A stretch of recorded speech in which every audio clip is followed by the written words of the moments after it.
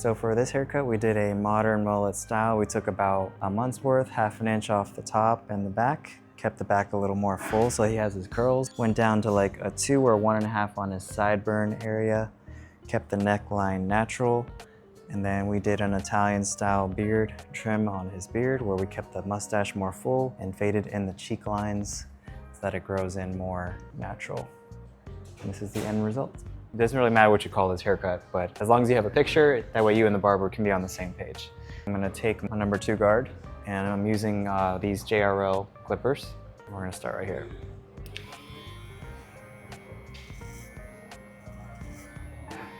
All right, so the first guard we're using here is a 2, and I'm scooping out here to start that blend with the rest of the hair. And I'm gonna go ahead and do the same thing on the other side.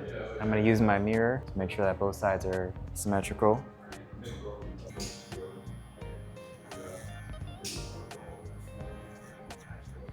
So there's different ways to transition from here to here. We could do this with guards. I did this with a 2. I could do a 3, 4, 5, and just to make that nice and smooth. We can also use scissors with a comb to blend that right there. I prefer to use clipper over comb. We want to keep this transition pretty smooth and keep this long. So the way you can mess this haircut up is by taking this too high. So in order to prevent that, we're going to use the comb to kind of protect this hair, and we're going to hold it out at an angle. And anything that's hanging out right here is what we have to cut.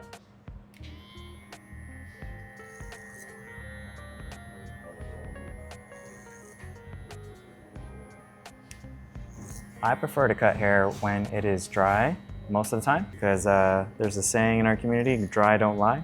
This is a pretty simple cut. The way you can mess up a cut like this is, like I mentioned, just taking this too far back, having a hard line right here. Here's the mistake I see with barbers with clipper over comb. They might do clipper over comb with a comb like this. And this is how you can mess up a haircut like this because the clipper blade is wider than the comb. So you can make a patch in somebody's hair. And I've seen barbers do that before. But either way, I think the number 1 thing with clipper over comb is make sure that the comb is wider than the guard. So what I like to do is just get that hair out of the way, basically debulking so I can see what I'm doing. And then I'll follow it up with guards to make sure that there's no hairs missed. You can also blend this with scissor over comb. So now I'm using my number 3. I'm just gonna make sure that everything is nice and smooth. But because I don't want to make a whole new line or take this that much higher into his hair, I'm gonna just use the corners here. Same thing on the other side. It really depends on the haircut, but for efficiency's sake, I like to just try to get all the work done with that guard, and so that way I don't have to pick it up again.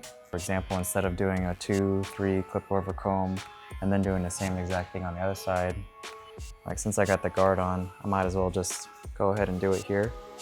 That way when I set this down, I don't have to pick it up again. Now I'm gonna use my 4.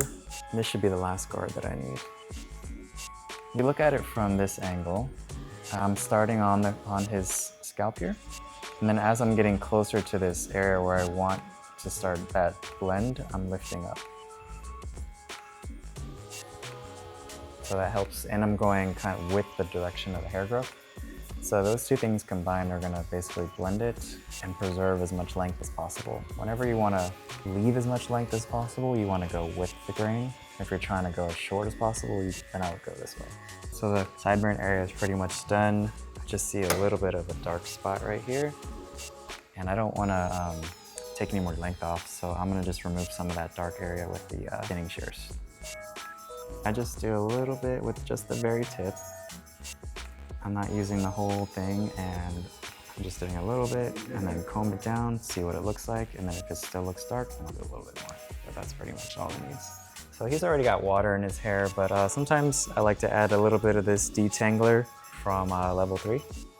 And so this is really good for keeping the hair like wet and moisturized, especially while you're cutting. Sometimes with certain people, their hair dries out pretty quickly. And so not taking too much off the top. This is basically just like a maintenance cut. He just got his hair cut like a month or so ago.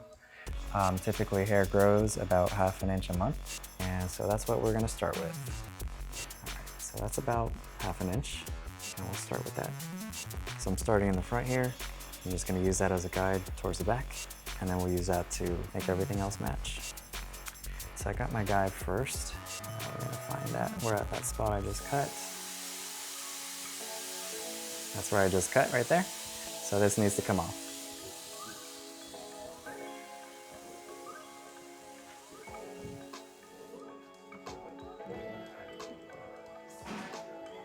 I like to do the center kind of mohawk guide first because it makes it really easy to find the rest of the guide later on when I start to move to the sides.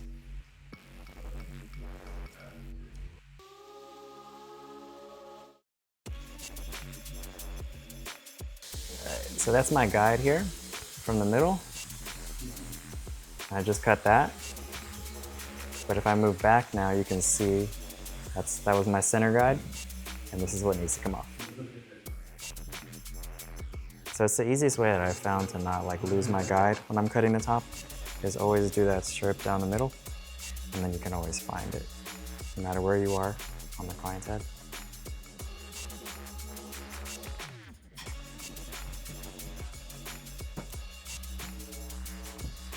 And this will be the last section on this side. That's where I just cut. This is what I haven't cut yet. So just make that match.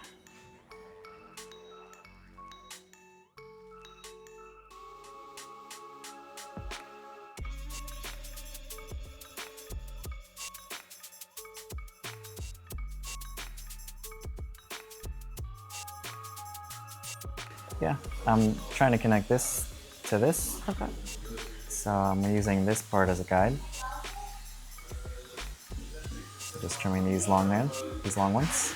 It should be a little out from his head because this needs to be longer than this. If I was trying to make it perfectly even, I would just go straight like that. But we want this to be longer so it can go back. So that's why I'm pointing my fingers out like this before I cut it.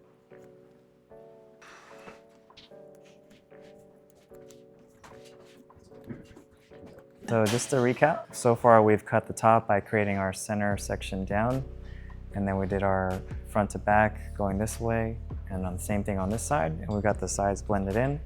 And now we're just gonna focus on removing some of this length from the back of his head.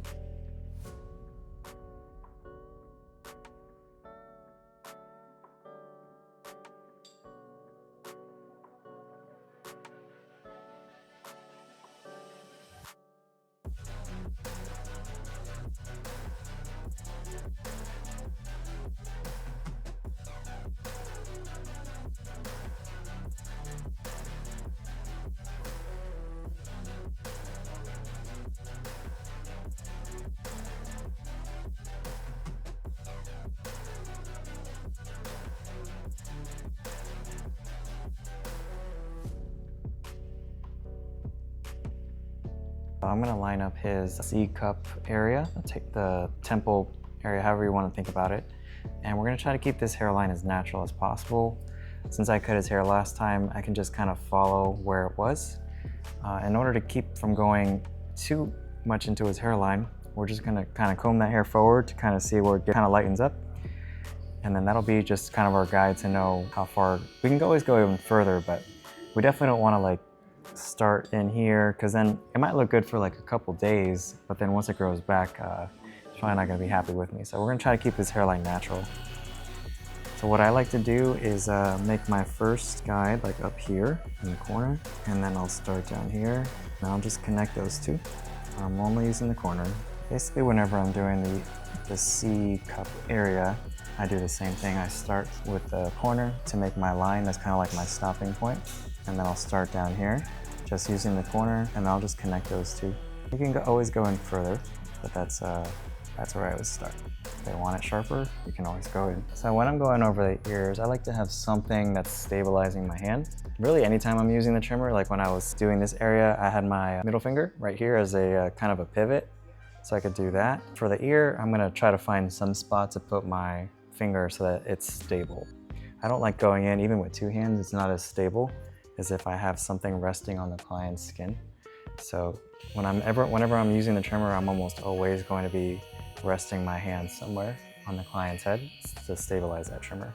So first, as you can see, the first thing that goes down is not the trimmer, it's my finger. Right? or it's just behind his head right now.